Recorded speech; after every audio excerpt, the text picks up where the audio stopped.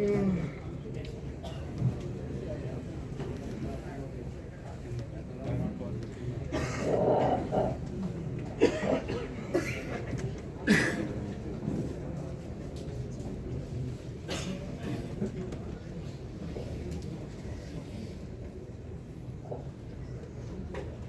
আলাইকুম ওয়া রাহমাতুল্লাহি ওয়া বারাকাতুহু। আউযু বিল্লাহি মিনাশ শাইতানির রাজীম। বিসমিল্লাহির রাহমানির রাহিম। আলহামদুলিল্লাহি রাব্বিল আলামিন। সালাতু ওয়াসসালামু আলা রাসূলিহিল কারীম ওয়া আলা আলিহি ওয়া আসহাবিহি আজমাইন।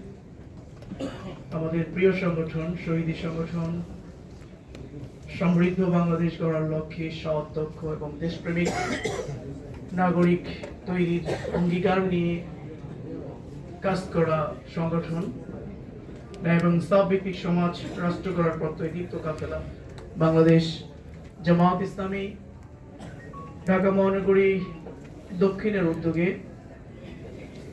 ওয়ার্ড সভাপতি সেক্রেটারিদের একাংশের আজকের এই শিক্ষা শিবিরের সম্মানিত আজকের এই অনুষ্ঠানে বাংলাদেশ জামায়াত ইসলামী কেন্দ্রীয় গণপরিষদের অন্যতম সদস্য, বাংলাদেশ জামায়াত ইসলামী ঢাকা মহানগরী দক্ষিণের সম্মানিত সেক্রেটারি, প্রিয় কাফেলা বাংলাদেশ ইসলামী ছাত্র শিবিরের সাবেক কেন্দ্রীয় সভাপতি জনাব ডক্টর শফিকুল ইসলাম মাসুদ, উপস্থিত মহানগরী সংগঠনের সম্মানিত গণপরিষদের সদস্যবৃন্দ, সম্মানিত থানা আমির বৃন্দ, সম্মানিত ওয়ার্ড সভাপতি এবং সেক্রেটারি ভাইরা, আসসালামু আলাইকুম ওয়া রাহমাতুল্লাহি ওয়া বারাকাতুহু।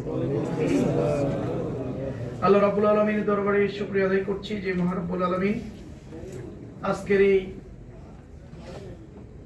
আগামী দিনের সংগঠনকে পরিচালনার জন্য,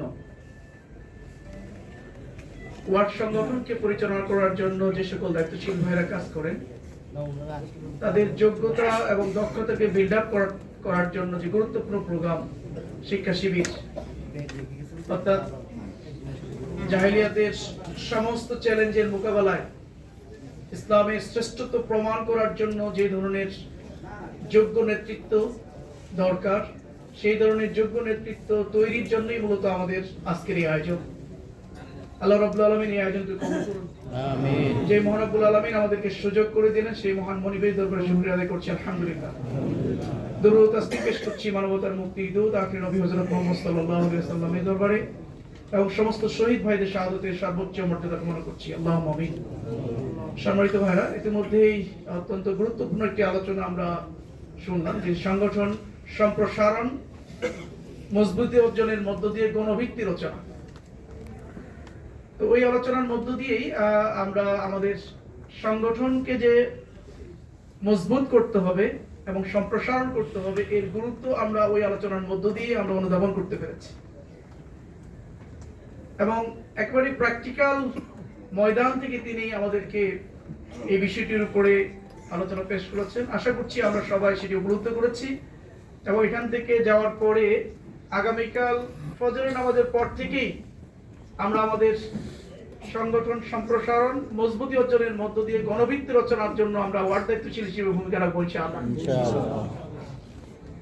আমার আলোচনাটা হলো এই যে সংগঠন সম্প্রসারণ এবং মজবুতি অর্জন, এই দুইটি কাজের জন্য যে কাজটি খুবই গুরুত্বপূর্ণ, যে কাজটি না করলে পরে সংগঠন সম্প্রসারণ এবং মজবুতি অর্জন হবে না, সেটি হলো মান উন্নয়ন। জনশক্তি তৈরি যদি না হয়, জনশক্তির মান উন্নয়ন যদি না হয়, তাহলে সংগঠন মজবুতি হবে না, সংগঠনের সম্প্রসারণ হবে না। এই জন্যই মূলত আমরা সংক্ষিপ্তভাবে সেই বিষয়টি আমরা এখানে বলার চেষ্টা করবো ইনশাআল্লাহ।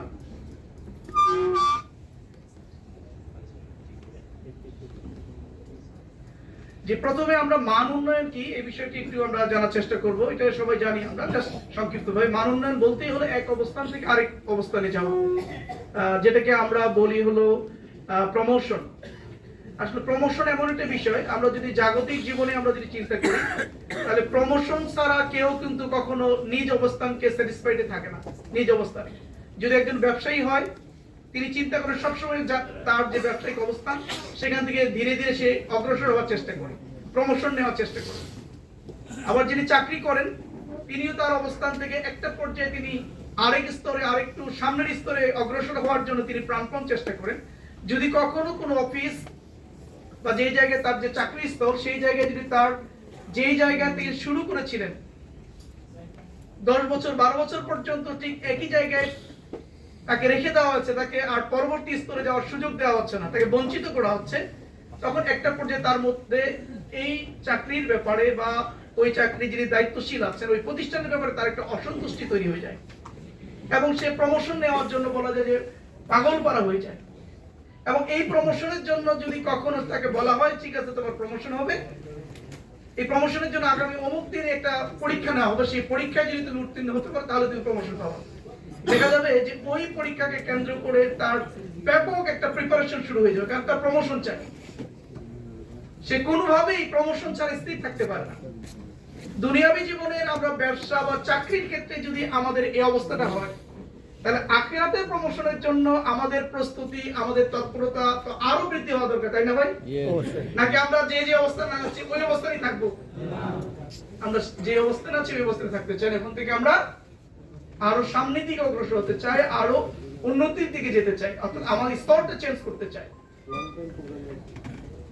আমাদের সংগঠনের এই মানোন্নয়নটা হলো একটা মর্যাদার স্তর চেঞ্জ করা, যেটাকে আমরা সহযোগী থেকে সক্রিয় সহযোগী, সক্রিয় সহযোগী থেকে আমরা কর্মী বলছি, কর্মী থেকে আমরা সদস্য বলছি, এটাকে আমরা আমাদের সাংগঠনিক ভাষায় আমরা মানোন্নয়ন বলি।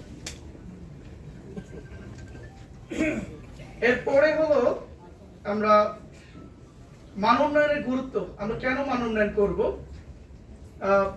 এই সংক্রান্ত আল্লাহর রাসূল একটি হাদিস এখানে আমরা উল্লেখ করেছি, সেটি হলো ধ্বংস তার জন্য যার আজকের দিনটি গতকাল থেকে উত্তম হলো না। গতকালকে যেভাবে আমার দিনটি গেছে, গতকালে আমার অবস্থা যেটি হয়েছে, সেখান থেকে যদি আজকের অবস্থার যদি কোনো উন্নতি না হয়, যদি আমলের কোনো উন্নতি না হয়, গতকাল থেকে যদি আমার আমল বৃদ্ধি না হয়, মজবুত না হয়, তাহলে আল্লাহর রাসূলের এই হাদিস বলছে যে আমরা ধ্বংস। এই জন্য ধ্বংসের হাত থেকে বাঁচার জন্য আমরা স্তর চেঞ্জ করবো, আমরা মানোন্নয়ন করবো, আমাদের আমলের পাল্লাকে আমরা ভারী করবো, ইমানের হেফাজতের জন্য, ইমান নিয়ে মৃত্যুবরণ করার জন্য। আসলে প্রতি মুহূর্ত জাহেলিয়াত আমাদেরকে আস্তে পিস্তে করে যাচ্ছে। আমার ইমানকে দুর্বল করার জন্য, আমার ইমানকে ধ্বংস করার জন্য অসংখ্য উপাদান প্রতি মুহূর্তে আমার উপর আক্রমণ করছে। সূরা তাওবার 24 নম্বর আয়াতটা আপনাদের সবার জানা আছে, যে মানুষের ইমানকে দুর্বল করার জন্য কতগুলো উপাদান সেখানে আমাদেরকে আক্রমণ করে। সেই জায়গায় থেকে যদি নিজের ইমানকে বাঁচাতে হয়, ইমান নিয়ে যদি আল্লাহর দরবারে হাজির হতে হয়, তাহলে মান উন্নয়নের কোনো বিকল্প নাই, আমাদের মান উন্নয়ন করা। আর মুমিনরা ভালো কাজের প্রতিযোগিতা করবে, মান উন্নয়নের জন্য তারা প্রতিযোগিতা করবে, ভালো কাজের জন্য প্রতিযোগিতা করবে। ওয়াসাআরু ইলা মাগফিরাতিন মির রাব্বিকুম ওয়া জান্নাতিন আরদুহাস সামাওয়াতি ওয়াল আরদ উইদ্দাত লিল মুত্তাকিন।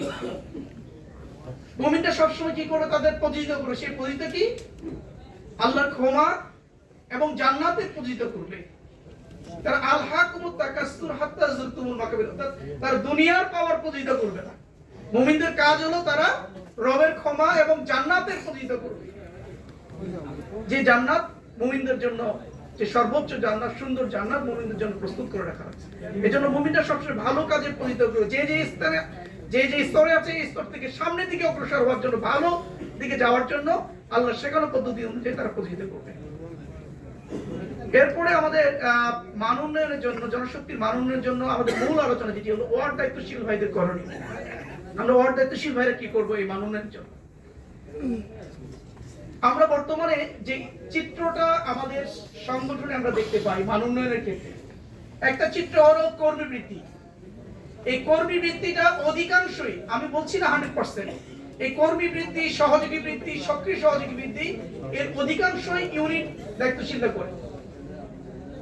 আর রকুন প্রাপ্তি বৃদ্ধি, রকুন বৃদ্ধি, এই কাজটার দায়িত্ব নেন হলো থানা আমির ভাইরা।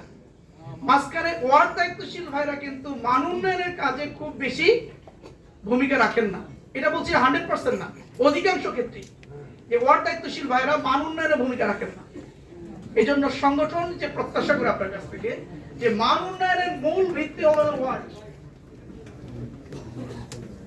ওয়ার্ডকে হলো মান উন্নয়নের মূল কেন্দ্রবিন্দু বানাতে হবে। আর যদি ওয়ার্ডকে যদি মান উন্নয়নের কেন্দ্রবিন্দু বানাতে, থানা আমির, ওয়ার্ড সভাপতি, সদস্য প্রার্থী বৃদ্ধির জন্য, সদস্য বৃদ্ধির জন্য, সমস্ত প্রক্রিয়াগুলো সম্পন্ন করবেন, তাকে তৈরি করে দিবেন। থানা আমির সর্বশেষ ঘোষণা মজা করে তাকে নার্সিং করে শপথের উপযুক্ত বানিয়ে তাকে শপথ কন্ট্রাক্টে পাঠিয়ে দেবেন।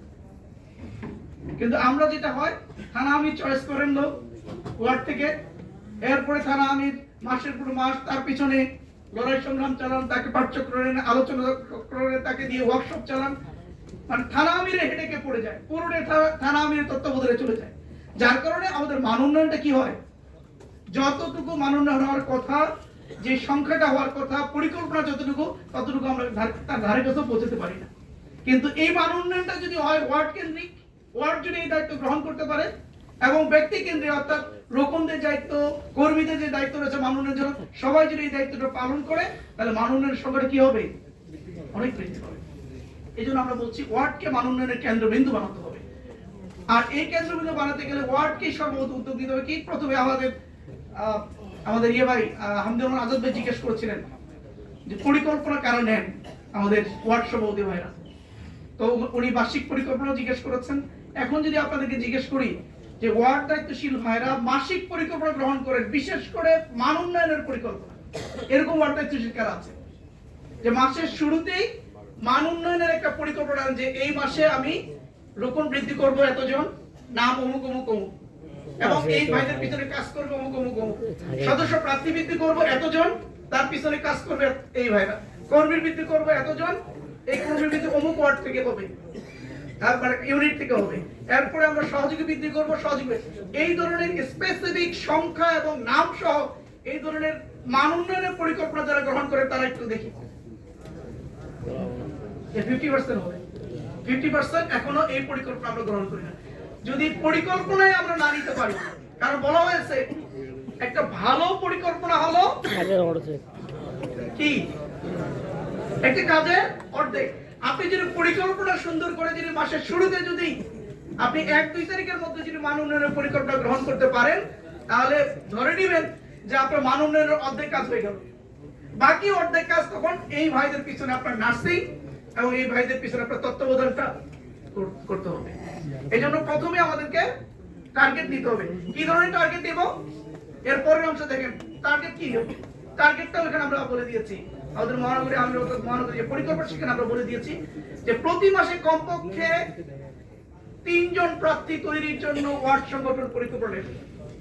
প্রতি মাসে কয়জন করবে? 3 জন। কোন জায়গায় করবে এটা? ওয়ার্ডে। অর্থাৎ 3 জন সদস্য প্রার্থী তৈরির জন্য তার পরিকল্পনা। এরপরে হলো এই 3 জন প্রার্থী যদি তৈরি করতে হয়, তাহলে 3 জনকে টার্গেট দেব না কয়জন? মিনিমাম 3 জন। তাহলে 9 জনকে যদি আমরা টার্গেট নিয়ে কাজ করি, তাহলে এই 9 জন থেকে অন্তত কয়জন হবে? আমার টার্গেট হলো 3 জন বানাইতে হবে। 3 জনকে যদি নিশ্চিত করতে হয়, তাহলে 9 জনকে নিয়ে আমার কাজ করতে হবে। 9 জনের পিছনে আমরা নার্সিং করলে মাস শেষে ইনশাআল্লাহ আমরা আশাবাদী যে 3 জন হবে। এইভাবে এরপরে প্রতি মাসে কমপক্ষে 1 জন প্রার্থীকে জোনের ফাইনাল সাক্ষাৎকারের জন্য প্রস্তুত করতে হবে। আপনার ওয়ার্ডের যে প্রার্থীগুলো আছে, এখান থেকে 1 জনকে টার্গেট নিতে হবে যে এই মাসের শেষ দিকে গিয়ে তার যে গ্যাপ আছে, যদি বই বাকি থাকে তাহলে এই মাসের ভিতর বইটা শেষ করব। তার যদি প্রস্তুতির গ্যাপ থাকে, দার্সের কোরআনের গ্যাপ থাকে, দার্সুল হাদিসের গ্যাপ থাকে, তার যদি রিপোর্টের কোনো জায়গায় কোনো সমস্যা থাকে, সবগুলো পূরণ করে এই মাস শেষের জন্য। যেহেতু আমাদের মান উন্নয়নের যে ধাপগুলো, প্রথমেই হলো জোন আগে বাছাই করেন, জোন বাছাই করার পরে চলে যায় মহানগরী কন্ট্রাক্টে, মহানগরী নায়েব আমির অথবা সেক্রেটারি, এরপরে চলে যায় মহানগরী আমিরের কন্ট্রাক্টে, এরপরে হলো কর্মী, এরপরে হলো কেন্দ্রের কন্ট্রাক্ট। এই যে অনেকগুলো ধাপ আছে। অন্ততপক্ষে আমরা মাস শেষে গিয়ে যেন আমাদের ওয়ার্ডের একজন প্রার্থী ভাইকে নার্সিং এর মধ্যে তৈরি করে আমরা যেন জোনের ফাইনাল কন্ট্রাক্ট আমরা যদি দিতে পারি। এরপরে আমাদের প্রত্যেক সদস্যের যে দায়িত্ব, এখানে আমাদের আমরা প্রত্যেক সদস্য ভাইদের যে বাৎসরিক যে প্ল্যান, সেই প্ল্যানটা আপনাদের মধ্যে ইতিমধ্যে চলে গেছে। আমাদের হামদুর রহমান আজাদ ভাই আপনাদের কাছে জানতে চেয়েছিলেন যে গত বছরে সদস্য ভাইরা কে কে সদস্য বৃদ্ধি করেছেন, এটা জানতে চেয়েছেন না? 1/3 ভাই এখানে হাত তুলেছিলেন, 2/3 ভাই হাত তুলতে পারেন না। তার মানে আমাদের উপরে যে অর্পিত দায়িত্ব, গত বছর মহানগরী সংগঠন বা কেন্দ্রীয় সংগঠন আমাদের উপরে যে দায়িত্ব দিয়েছিল যে প্রত্যেক সদস্য 1 বছরে কি করবে? 1 জন রোকন বৃদ্ধি করবে, 3 জন রোকন প্রার্থী বৃদ্ধি করবে, 6 জন কি করবে? কর্মী বৃদ্ধি করবে, 12 জন সক্রিয় সক্রিয় সহযোগী বৃদ্ধি করবে এবং 24 জন, আমরা যদি এটাকে একটা সহজ ভাষায় বলি 1 3 6 12 24 মুখস্থ রাখতে পারবেন? আলহামদুলিল্লাহ আমাদের মহানগরে আমরা ওনাকে নিয়ে খুব বেশি প্রাউড ফিল করি এই ব্যাপারে, সংগঠনের বিষয়ে এই বিষয়গুলো ওনার একবারে মুখস্থ। উনি যত বক্তৃতা মানে যত প্রোগ্রামে বক্তব্য দেন, একজন রোপণের দায়িত্ব কি, একজন কর্মীর দায়িত্ব কি, একজন সহযোগীর দায়িত্ব কি, একটা ওয়ার্ডের দায়িত্ব কি, একটা ইউনিটের দায়িত্ব কি, থানার দায়িত্ব কি, ওনার সব মুখস্থ। পরিকল্পনা ম্যাক্সিমাম অংশটা তার মুখস্থ, তিনি বলে দিতে পারেন। যার কারণে তিনি এইটা মুখস্থ থাকার কারণে তিনি ধরতেও পারেন, পর্যালোচনা করতে সুবিধা হয় তার জন্য। এই জন্য তাহলে আমরা কি করবো, একজন রোপণের দায়িত্ব কি 1 3 6 12 মনে থাকবে? এই স্লোগানটা এবার বাস্তবায়ন হবে। মহানগরী সংগঠনের এখন রোকন সংখ্যা হলো প্রায় 9+ বা 9 এর কাছাকাছি। যদি সকল রোকন ভাইরা যদি এই স্লোগানকে আমরা বাস্তবায়ন করি, সংগঠনের এই নির্দেশনা যদি বাস্তবায়ন করি, খুব কঠিন হবে? পুরো বছর জুড়ে একজন রোকন ভাই একজন রোকন বৃদ্ধি করবেন 12 মাসে, এই কাজটা খুব কঠিন আমাদের জন্য? সহজ কাজ, কিন্তু এই সহজ কাজটা আমরা করতে পারি না। আমার খুব কষ্ট লাগে যে একজন রোকন ভাই পুরো বছর জুড়ে আনপ্রোডাক্টিভ থাকবে, এটা হতেই পারে না। ছাত্র শিবির, জামাত ইসলামের মতো যোগ্যতা সম্পন্ন মেধাবী মানে রোকন ভাইরা তারা আনপ্রোডাক্টিভ, তার কাছ থেকে কোনো প্রোডাকশন আসবে না, এটা হতে পারে না। সুতরাং এই দায়িত্ব যদি পালন করে বছর শেষে কয় হাজার রোকন বৃদ্ধি হবে? না, যদি একজন করে করি তাহলে কয় হাজার হবে? প্রায় 9,000 রোপণ বৃদ্ধি হবে। 9,000 রোপণ বৃদ্ধি, আগামী বছর আমাদের 18,000 রোপণ হবে ইনশাআল্লাহ। এই জায়গায় যে ভাইরা আছেন অন্ততপক্ষে আমরা কি সিদ্ধান্ত নিতে পারি ইনশাআল্লাহ যে আমরা একজন রোপণ এবার বৃদ্ধি করব, কেউ আনপ্রোডাক্টিভ থাকবো না ইনশাআল্লাহ। সবাই আমরা কি হব? প্রোডাক্টিভ হব, প্রোডাকশন দেব ইনশাআল্লাহ। এরপরে একজন রোপণ 3 জন প্রার্থী পাওয়া দিতে হবে, তার মানে আমার 9,000 রোপণ একজন 3 জন প্রার্থী দিলে কি হবে? 27,000 প্রার্থী হয়ে যাবে। তাহলে দেখেন এইভাবে যদি এই গতিতে যদি আমাদের সংগঠন চলতে থাকে, তাহলে এই সংগঠন কোন গতিতে চলবে? বিদ্যুৎ গতিতে চলবে না? সংগঠন বেড়ে যাবে না? খুব অল্প সময়ের ভিতরে এই যে আমাদের হামিদুর আজাদ ভাই বললেন যে আমাদের এই সংগঠনকে গ্রামের একদম পাড়ায় মহল্লায় চলে যেতে হবে, আর ঢাকা শহরে প্রত্যেকটা বিল্ডিং এ ঢুকতে হবে আমাদের সংগঠন। এইভাবে যদি আমরা মান উন্নয়ন করতে পারি, তাহলে সত্যিকার অর্থে আমরা প্রত্যেকটা বিল্ডিং এ শুধু নয়, প্রত্যেকটা ঘরে ঘরে আমাদের জনশক্তি তৈরি হবে ইনশাআল্লাহ। পারবেন ইনশাআল্লাহ? এটা করতে হবে সম্মানিত ভাই। এটার নামই হলো গণভিত্তি, এটার নাম হলো সম্প্রসারণ, এটার নাম হলো মজবুতি অর্জন। এরপরে আমরা একজন কর্মীর কাজ এখানে দেওয়া আছে। এই কর্মীরা অন্তত কি করবে? কর্মীরা অন্ততপক্ষে 3 জন কর্মী বৃদ্ধি করবে, আর 6 জন কি করবে? সহযোগী বৃদ্ধি করবে। আর একজন সহযোগী কি করবে? বছর শেষে অন্তত পুরো বছর জুড়ে তারা 2 জন। তাহলে কর্মীদেরকে মুক্ত করাইতে হবে। পারবেন? এখন যখন আপনারা কর্মী বৈঠক করেন, কর্মীদের রিপোর্টিং বৈঠক করেন না আমরা, একটা ইউনিটের কাজ কয়টা প্রোগ্রাম, কয়টা প্রোগ্রাম? মাসের শুরুতে প্রথম সপ্তাহের কাজটা হলো কর্মী বৈঠক। যখন আমরা কর্মী বৈঠক করব, এই কর্মী বৈঠকের অন্যতম এজেন্ডা থাকবে যে এই বৈঠকে প্রত্যেক কর্মীর তার কি হবে?